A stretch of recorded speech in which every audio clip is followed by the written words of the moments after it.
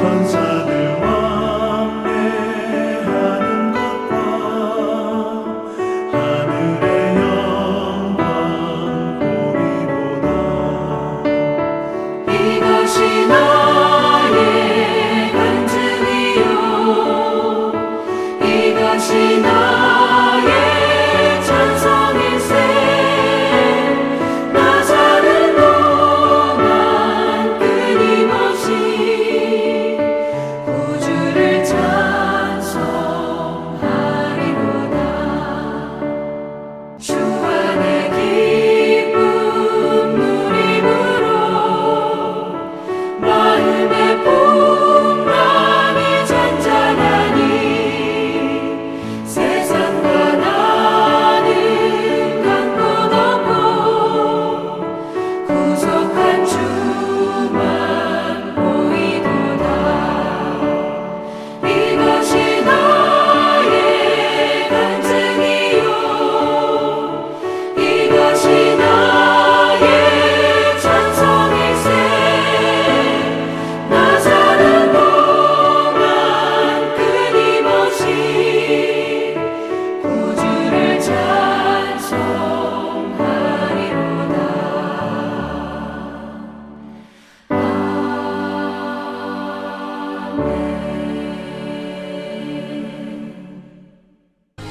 그러므로 생각하라. 너희는 그때 육체로는 이방인이요 손으로 육체에 행한 할례를 받은 무리라 칭하는 자들로부터 할례를 받지 않은 무리라 칭함을 받는 자들이라. 그때 너희는 그리스도 밖에 있었고 이스라엘 나라 밖의 사람이라. 약속의 언약들에 대하여는 외인이요 세상에서 소망이 없고 하나님도 없는 자이더니 이제는 전에 멀리 있던 너희가 그리스도 예수 안에서 그리스도의 피로 가까워졌느니라. 그는 우리의 화평이신지라.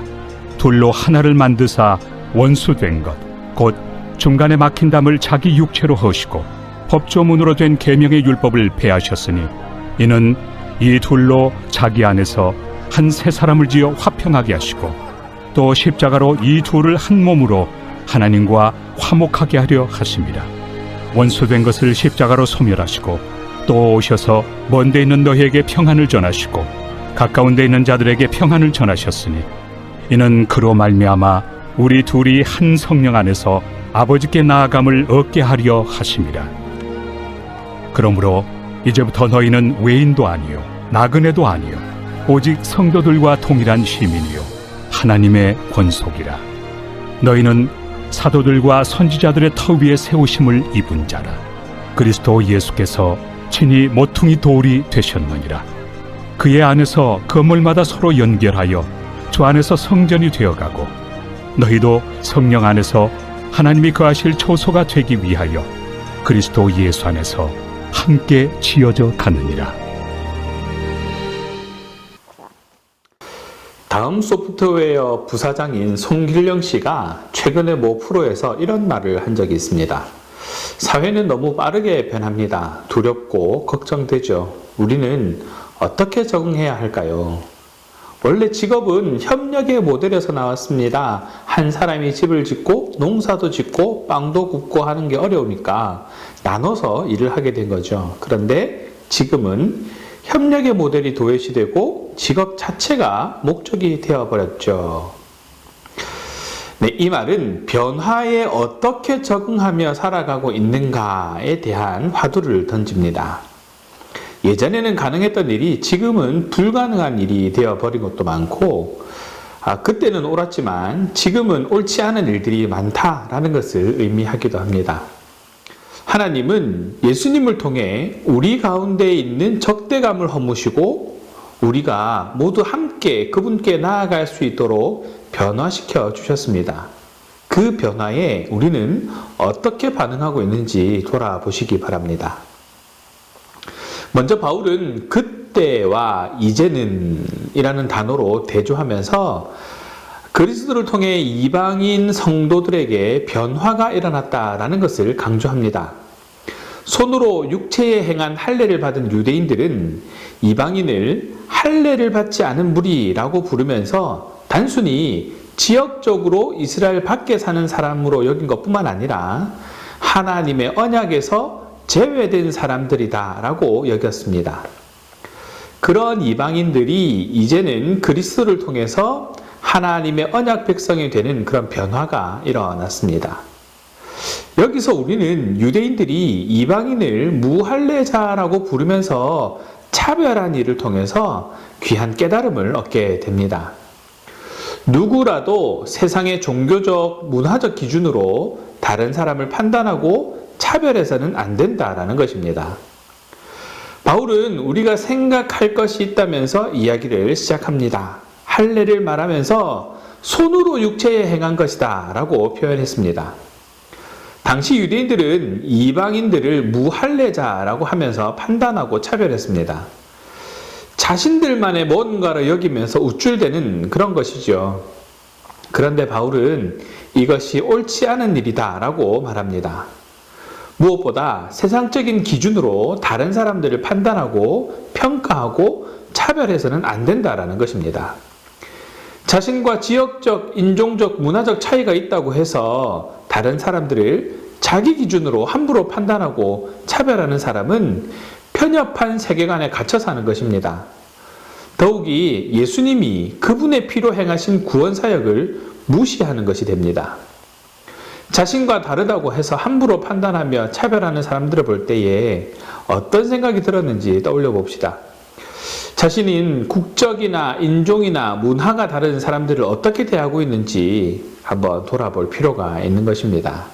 우리는 어떤 사람이 자신과 다르다고 해서 편견을 가지고 부당하게 대우해서는 안 될 것입니다. 지금 내가 속한 공동체에서 외국인이나 장애인이 소외되고 차별받고 있지는 않는지 살펴보시기 바랍니다. 우리는 성경적 기준을 벗어나지 않는 한 다양성을 인정해야 합니다. 비본질적인 것에는 자유를 주는 성숙한 모습을 가져야 할 것입니다. 이를 위해서 예수 그리스도께서 이미 이루신 일을 기억하시기 바랍니다. 다음은 그리스도께서 어떻게 유대인과 이방인을 화목하게 만드셨는지를 구체적으로 바울은 설명합니다. 예수님은 이들 사이에 막힌 담을 허무셨습니다. 이 담은 유대인과 이방인 사이에 존재하는 담입니다. 예를 들면 성전 출입이나 율법 같은 문제로 생기는 이질감 혹은 적대감을 말합니다. 예수님은 자신의 십자가 죽음으로써 전혀 다른 두 부류의 그들을 한 세 사람으로 만드셨습니다. 하나님의 자녀 삼아 주신 것입니다. 한 성령 안에서 함께 아버지 되신 하나님께 나아갈 수 있게 된 것이죠. 그러면서 우리에게 주신 사명을 기억해야 합니다. 우리도 복음으로 그런 담을 허물어야 한다는 것이죠. 공동체에 분열의 담이 있다면 그것을 허물어야 합니다. 먼저 성도 간의 소통과 사귐을 단절하는 담이 무엇 때문에 생겼는지 진지하게 고민하고 돌아봐야 합니다.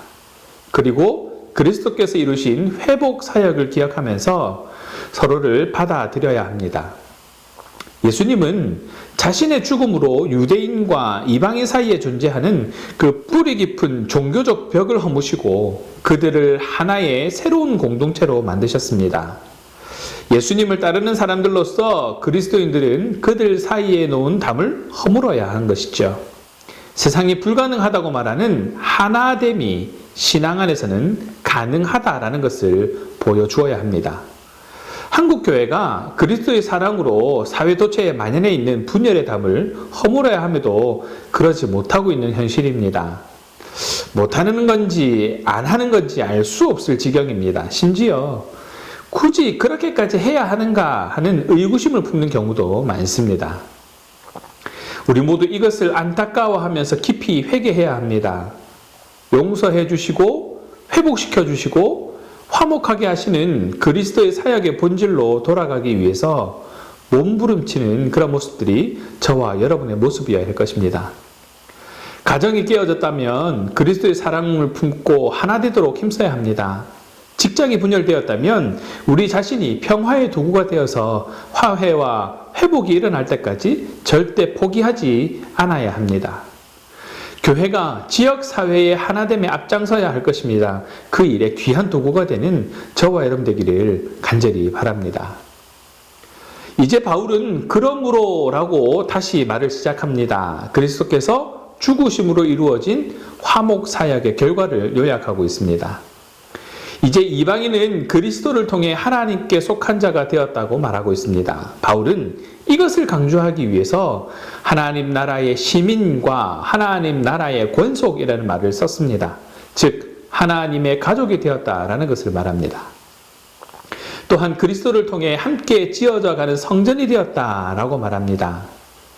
그리스도를 주로 고백하는 공동체가 되었다라는 말입니다. 우리는 이것을 기억해야 합니다.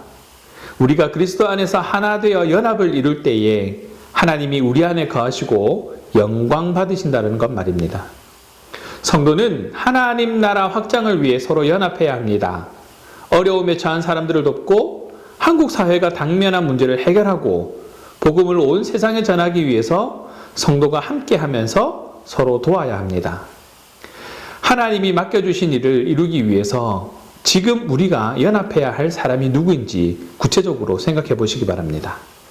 우리는 혼자서는 할 수 없지만 동력하면 이루어지는 것을 경험할 수 있습니다. 교회의 사명을 이루기 위해서 지금 어떤 모습으로 연합할지 고민해 보시기 바랍니다. 교회 안에서 서로 연합하고 사회기관과도 연합할 수 있도록 지혜를 모아야 할 것입니다. 지역사회를 위해 함께 목표를 세우고 그 목표를 이루기 위해서 지혜를 모으고 일함으로써 복음을 전할 수 있는 좋은 토양을 만들어야 할 것입니다. 말씀을 정리합니다. 오늘 특별히 22절의 말씀에 주목해 보시기 바랍니다. 너희도 성령 안에서 하나님이 거하실 처소가 되기 위하여 그리스도 예수 안에서 함께 지어져 가느니라. 갓난아기도 인간이긴 하지만 그 아이를 보고 성숙한 인간이라고 하지는 않습니다. 그가 성장의 과정을 거쳐서 온전한 인격체로서 자신과 이웃을 위해 제 역할을 감당하려면 많은 시간이 걸리겠지요. 영적으로도 마찬가지입니다. 인생의 집을 지어간다고 생각해 보시기 바랍니다. 우리는 기초공사를 마친 그런 상태, 기초공사를 마치고 기둥을 쌓고 지붕을 올리는 그런 과정 가운데 있다라고 생각할 수 있습니다. 시간과 노력도 더 필요하고 사건과 사고도 일어날 수 있습니다. 하지만 감사하게도 예수님이 공사장의 감독이 되어 주셨습니다. 그분의 지시대로 진행하면 아름다운 건물이 완성될 것이고 그 집에는 거룩하신 하나님이 거하실 것입니다. 다만 공사 중일 때 필요한 것은 도움, 격려, 기다림입니다. 교인들을 보면서 문제를 일으킬 때마다 모두 공사 중이다라는 것을 기억하시기 바랍니다. 다른 말로 성장 중이다라고 할 것입니다. 그렇게 지어져가는 인생이 저와 여러분의 인생인 줄 믿습니다. 선포된 바른 말씀과 가르침 앞에 나를 세우고 나의 삶을 살아가는 것이 예수님 안에서 지어져가는 인생입니다. 바른 가르침 앞에서 자신을 세우고 말씀대로 살아가기를 결단하는 저와 여러분 되시기를 간절히 소원합니다. 그 결단을 매일 이어가면서 그리스도 예수 안에서 성장하며 성숙되어져 가는 그런 인생이 되어지기를 주님의 이름으로 축원합니다. 기도하겠습니다. 사랑의 하나님 감사합니다. 오늘도 지어져 가는 인생, 성장하는 가운데에 하나님의 말씀을 붙잡고 깨달을 수 있도록 은혜 중에 머물게 하심에 감사드립니다. 덕분에 깨닫게 되었습니다. 덕분에 결단하기로 마음먹게 되었습니다. 죄로 인해 죽을 수밖에 없는 인생을 지명하여 불러주시고 사랑 안에 머물게 하셔서 그때는 그랬지만 지금은 언약 백성 삼아주신 하나님의 섭리를 새기는 성도가 되게 하여 주시옵소서. 우리의 기준으로 판단하고 평가하는 오류를 범하지 않도록 지혜를 더하여 주시고 화평케 하신 그리스도를 기억하며 닮아가는 삶을 살아가게 하옵소서. 무엇보다 부족한 우리가 온전하신 하나님의 섭리를 붙잡으며 순종함으로 합당한 열매 맺을 수 있도록 은혜 더하여 주시옵소서. 감사합니다 주님. 우리 주 예수 그리스도의 이름으로 기도합니다. 아멘.